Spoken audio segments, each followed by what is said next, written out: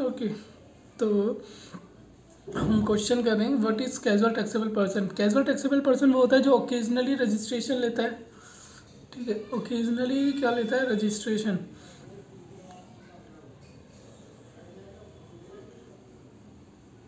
Occasionally transaction करता है।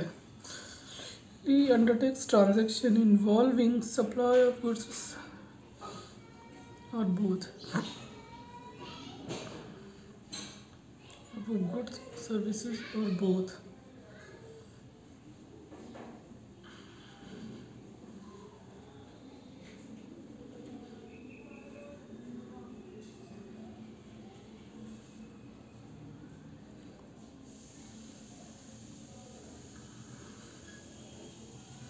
Services और बोथ। ओकेजनली ट्रांजैक्शन करता है इंक्लूडिंग गुड्स और सर्विसेज और बोथ। और ओकेजनली करता है, ठीक है। इन द कोर्स और furtherance of business, whether principal है या एजेंट है या एनी अदर कैपेसिटी है, किसमें? स्टेट में, यूटी वे, जिसका फिक्स प्लेस ऑफ बिजनेस नहीं है, इसका फिक्स प्लेस ऑफ बिजनेस नहीं है। As per 277 of CGST act, non resident कौन है? वो भी क्या करता है? वो भी ऐसे ही होता है, ओकेजनली ट्रांजैक्शन करता है। Occasionally transaction involving supply of goods services और बोथ। और द प्रिंसिपल और एजेंट की, वेदर इन द प्रिंसिपल और एजेंट और एनी अदर कैपेसिटी, और उसका कोई फिक्स प्लेस ऑफ बिजनेस नहीं है। What is the validity period of the registration certificate issued to a casual taxable person? 90 days होता है, प्लस 90 डेज एडिशनल कमिश्नर करेगा, और उससे भी 90 डेज चाहिए तो कमिश्नर करता है उसको, और उससे भी ज़्यादा चाहिए तो आपको नॉर्मल रजिस्ट्रेशन लेना पड़ेगा। सेक्शन 27 के according certificate of registration of casual और non resident valid for a specified application for registration और for a period of 90 days if on the date of effective which is earlier. 90 days और जितने दिन के लिए आपने करा है वो डेट, और इसमें से जो अर्लियर होगा। हालांकि अगर proper officer at the request, the proper officer at the request of the said taxable person extend कर सकता है फोर से 8 period further period not exceeding 90 days. It is clarified that CBIG that in case of a long running exhibition for a period more than 180 days, the taxable person cannot be treated as casual taxable person, and thus such person would require to obtain registration as normal taxable person. Whether the amount of deposit by casual taxable person or none amount deposited by casual taxable person on is refundable, हाँ वो refundable है। Such deposit amount can be utilise against the output tax liability and the balance amount shall be refunded to the applicant subject to section 54 MTB में 18। ठीक है। Mister x Mumbai अक्सर participate करता है in the jewellery exhibition at trade fair in Delhi which is organise every year in the month of February. नहीं भाई साहब, अक्टूबर में होता है। Mister X applied for the registration in January, फरवरी में होता है, जनवरी में कर दिया, ठीक है। 5 डेज बिफोर द एग्जीबिशन होता है ना, 5 डेज पहले लेना होता है, 5 दिन पहले। कहाँ लिखा है? ये रहा, at least 5 day prior to commencement of business. ठीक है। तो the proper officer demanded an advance deposit of an amount equivalent to the estimated tax liability. You are required to examine whether advance tax is to be paid by mister X to at the time of obtaining registration.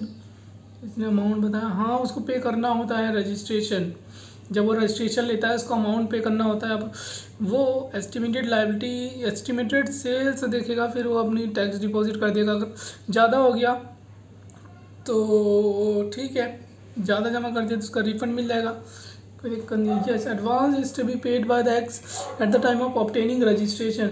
Mister X occasionally undertake supply of goods in the course और furtherance of business in the state where has no fixed place of business. Thus, he qualifies as casual taxable person terms of 220 CGST Act. While normal taxable person does not have to make any advance deposit of tax, obtain registration of casual taxable person shall at the time of submission application for registration is required. For term in terms of section 57 subsection 2 read with proviso thereto to make an advance deposit of tax in an amount equivalent to the estimated tax liability. Such person equivalent to liability deposit करेगा tax liability of such person for a period of registration is sought. अगर registration extend होता है beyond initial period of 90 days का advance additional amount of tax equivalent to the estimated tax liability deposit करना पड़ेगा. Discuss करो procedure for amendment of registration. Under core field होता है, non core field होता है. The procedure of amendment of registration section 28 where change in the particular furnish in the registration within 30 days में आप change करवा सकते हो. Registered shall submit an application within 15 days of such change along with a document relating to such change on the portal. In case amendment in a core field of information, the proper officer may on the basis of information furnished certain him approve or reject कर देगा amendment in the registration particulars in the prescribed manner. Such amendment shall take effect. हालांकि अगर कोई change होता है non core field में information certificate shall stand amend upon submission of application. Registration certificate shall stand amend upon submission of application.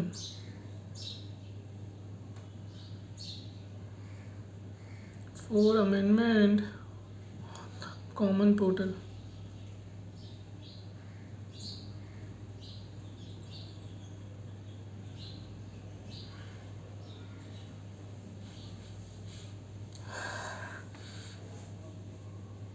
Where a change in the constitution of any business result in a change in a PAN. आपका PAN change हो गया, उसकी वजह से क्या हो गया, constitution भी चेंज हो गया. Registered person shall take said person shall क्या अप्लाई करेगा, fresh registration. The reason for the same is that GST and PAN based any change in a PAN warrant new registration. Effective date of amendment registration detail can be earlier than the date of submission of application for the amendment only when the commissioner same reason to be recorded in writing.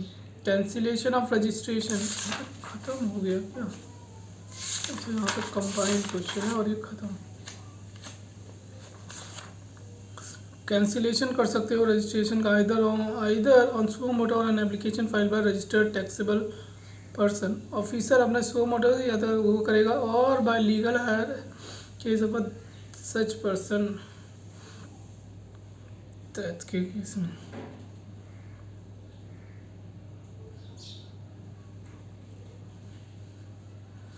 What happen when registration is obtained by means of willful statement fraud? क्या होगा अगर आपने क्या लिया है, registration लिया है, तो क्या कर दिया जाएगा, उसको कैंसिल कर दिया जाएगा. Date of retrospective by the date of such registration cancelled हो जाएगा.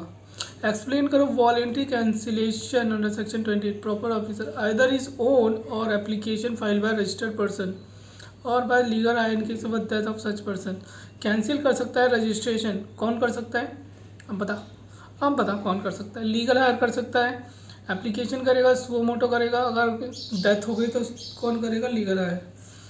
कैंसिल करेगा रजिस्ट्रेशन सच अ मैनर जैसे बताया with in a period specified. Business क्या हो गया, डिसकंटिन्यूड हो गया, ट्रांसफ़र हो गया, उसका क्या चेंज हो गया, कॉन्स्टिट्यूशन ही चेंज हो गया, डीमर्ज हो गया, अदरवाइज डिस्पोज हो गया, change in constitution. Business discontinued हो गया, क्या क्या वजह से डिसकंटिन्यूड की, सेल ट्रांसफ़र कर दिया आपने, बिजनेस ट्रांसफ़र कर दिया, और मर्जर हो गया, डीमर्जर हो गया, अमलगमेट हो गया, डीमर्जर हो गया, डिस्पोज ऑफ कर दिया, और चेंज हो गया कॉन्स्टिट्यूशन में, और taxable no longer liable to register under section 24 intent voluntary. Explain करो circumstances when proper officer can cancel the registration is own. Okay, conduct नहीं कर रहा अपना business from the declared place, अपना बिजनेस नहीं कर रहा, he does not conduct any business from declared place of business. उसने इश्यू करा invoice bill without supply of goods और सर्विसेज और बोथ।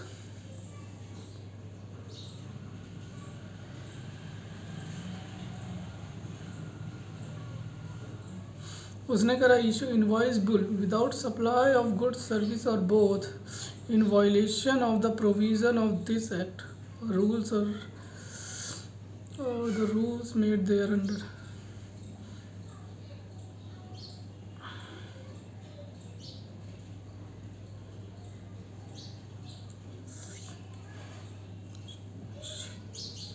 रियांशी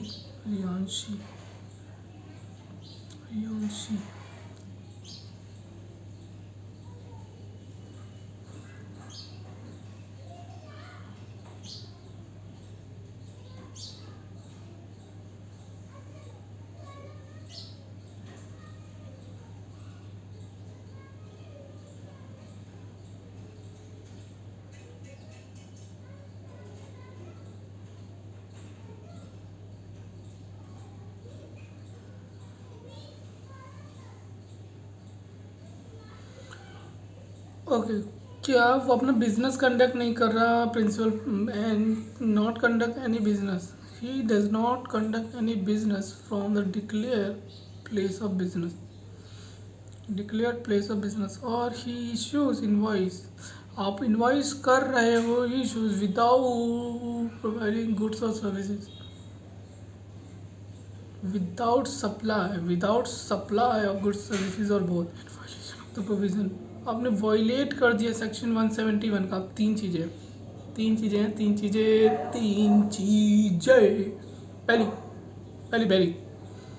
पहली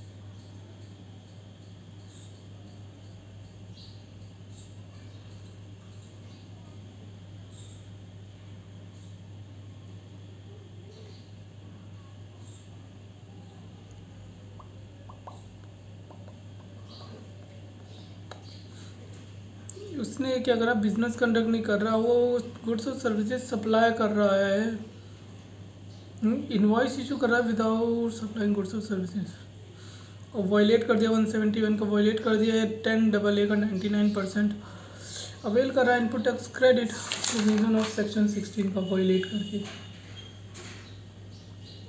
आउटवर्ड और फिर फाइल ही नहीं कर रहा है return, voluntary registration, not commence the business within 6 months from the date of registration,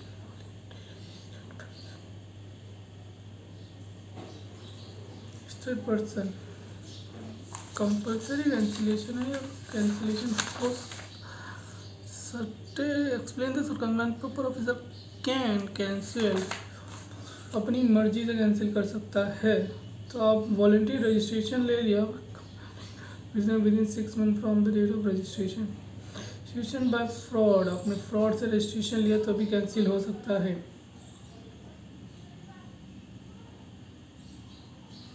Would your answer different if Mr. Bajaj supplies service ancillary to composite of supply?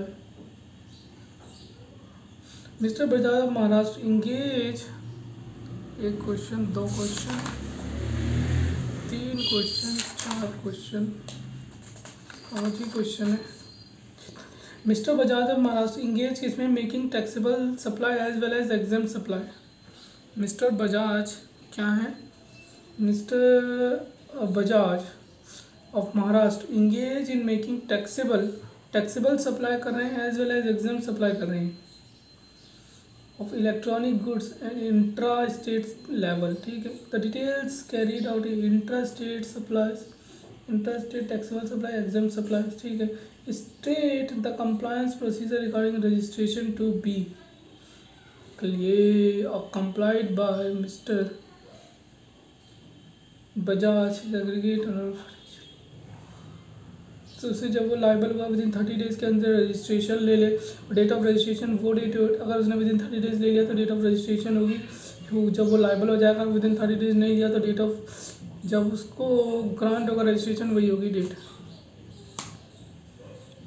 Would your answer different mister Bajaj engage in interstate supply, उसको compulsory registration लेना पड़ेगा। Would your answer भी different mister Bajaj engage in supply of goods and services. अच्छा, यहाँ पे goods है, सिर्फ goods है, गुड्स तो 40 लाख तक है। कौन से स्टेट में? महाराष्ट्र में। तो 40 लाख तक क्लेम कर सकता है। ओ भाई साहब, ये नहीं पूछा होता ना, बार बार क्यों ऐसा होता है मेरे साथ, क्यों? तो ये चीज़ देखनी पड़ेगी भाई साहब, भाई साहब, भाई साहब।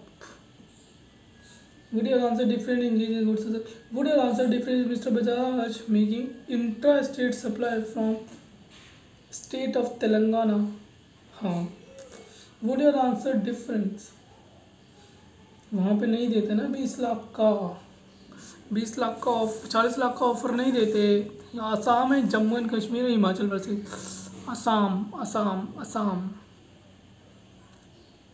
वेस्ट बंगाल, जम्मू एंड कश्मीर जहाँ तक मैं गया था, हिमाचल प्रदेश तो वहाँ, और असम में कौन रहता है? असम में सब में छोड़ो ना। Would your answer different if mister Bajaj makes supplies of services ancillary to composite. चलो यही दिक्कत होगी। तो पहले आपको बताना पड़ेगा जो Section 29 provides a supplier whose aggregate turnover in a financial year exceed 20 lakh in 4 special category MMT Mizoram, Manipur, Tripura और एंड नागालैंड, इनकी क्या है 10 लाख के टर्नओवर इन स्टेट और यूटी लाइबल टू रजिस्टर, वो रजिस्ट्रेशन के लिए provided any person engage exclusively supply of goods and whose aggregate turnover in a financial year does not exceed 40 lakh are exempt from registration subject to certain condition given in being eligible to higher threshold, exempt from registration subject to certain condition given being eligible to higher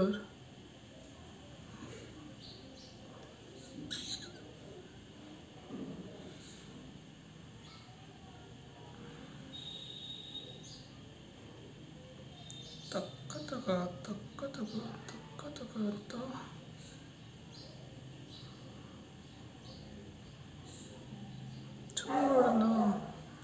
अब इसको सुधार लो, मौका मिला है, अब सारी गलतियाँ एक बार में सुधार ले, इसके बाद ऐसा मौका नहीं मिलेगा।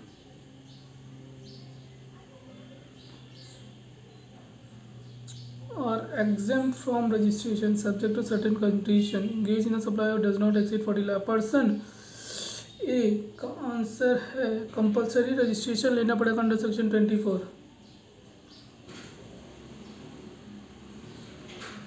BC एक्सेप्ट, जिसको कंपलसरी रजिस्ट्रेशन नहीं लेना, person engaged in a making supplies of goods, ice cream and other eligible whether or not containing coca, pan masala or goods tobacco fly ash bricks, fly ash aggregate with 90% more fly ash content, fly ash blocks, bricks or fossil meals or similar siliceous earth building bricks. अरे क्या बकवास है, छोड़. Above 4 cases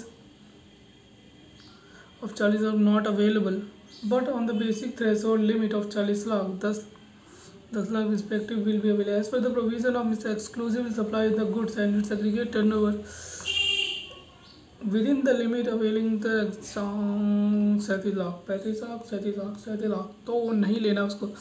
does not exceed the limit तो उसको नहीं लेना. अगर mister engage inter state supply करते हैं cannot avail the threshold limit, it's not available for the pander inter state supply take compulsory registration under section 24. The provision of 22 exclusive engage in supply of goods. Mister registration लेना पड़ता तो 40 हो जाता 21/22 में for the Bajaj तो क्या registration लेना पड़ता. अगर हाँ यहाँ पे वुड योर आंसर भी different. Mister Bajaj makes supply of service ancillary to the composite of good. Supply करते कंपोजिट सप्लाई और मिक्स सप्लाई. कंपोजिट सप्लाई जो प्रिंसिपल सप्लाई माना जाता है तो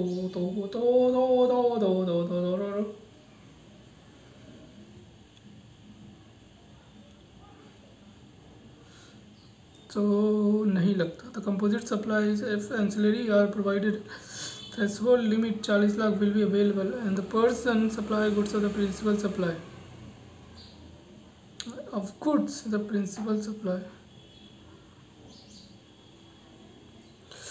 Mahadev enterprises अट्टिपी Mahadev enterprise soul है. सोल हिमाचल प्रदेश त्रिपुरा MMT त्रिपुरा ही आता है ना. MMT में त्रिपुरा ही आता है.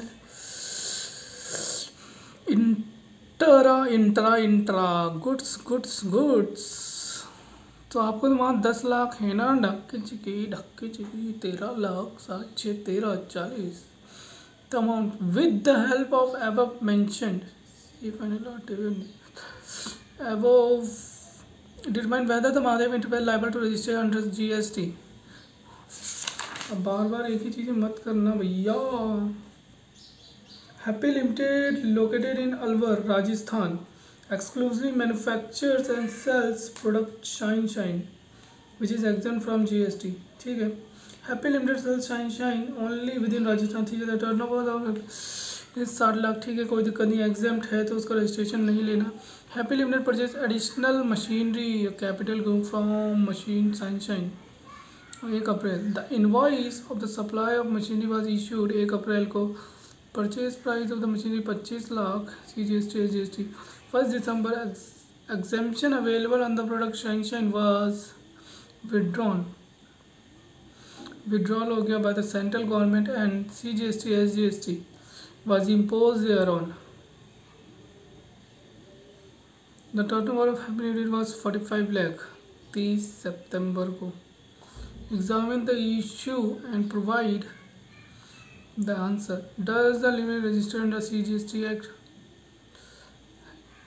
Credit on the machinery purchase. Is the amount of input tax credit can be available?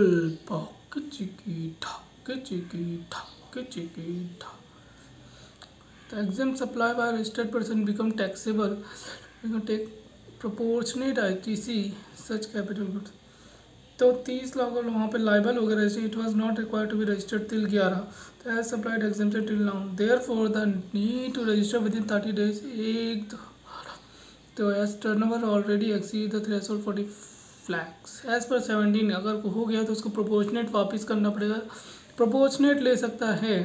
Further as per a person who has applied for registration will be liable to become registration and the granted registration is not entitled to take ITC on capital goods. Further, जो person ने apply करा registration के लिए with in 30 days from the date become liable to registration and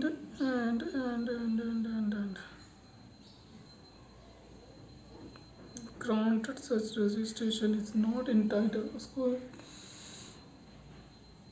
capital goods में नहीं मिलेगा, stock मिल जाएगा.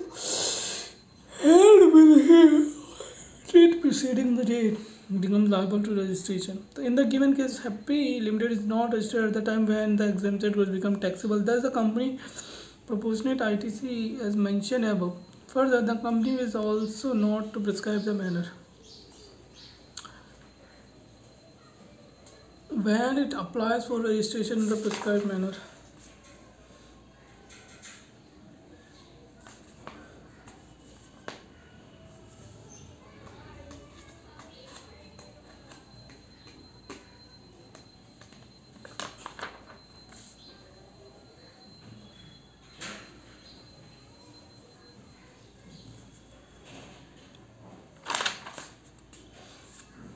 एक और है, बस एक क्वेश्चन और पढ़ूंगा.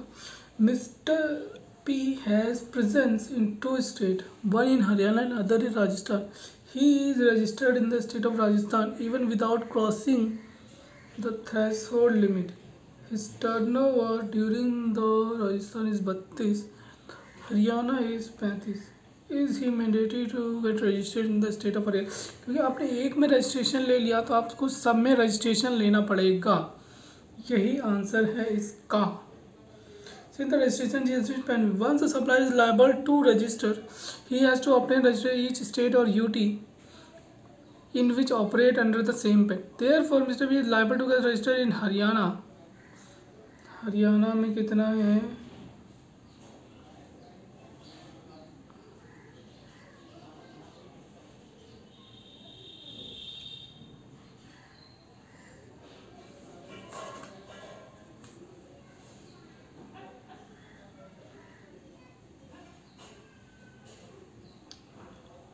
हरियाणा में 32 लाख है, तो हरियाणा का 20 लाख है, तो यहाँ पे 40 लाख नहीं देखना? क्यों नहीं देखना? Not engaged in exclusively in making exam supply. Also provided he is not engaged in exclusive. However, he is also possible to take a view a person who is voluntary registration in one state to obtain in the state from where he makes taxable supply only if his aggregate turnover exceeds the applicable threshold limit for registration. So in this case, not obtain registration from Haryana since aggregate turnover does not exceed the threshold limit of registration.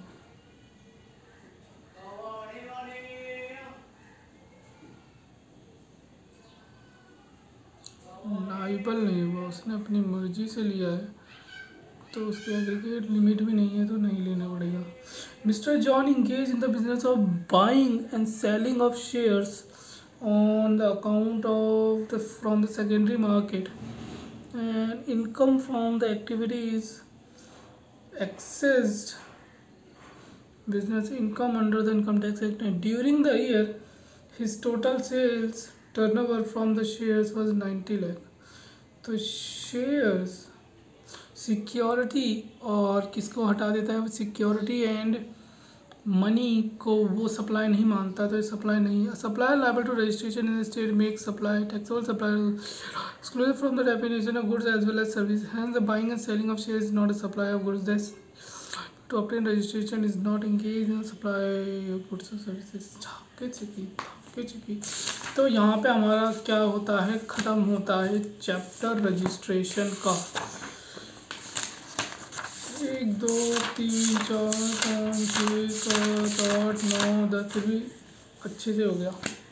अब हम मिलेंगे आपको next class में. Bye bye.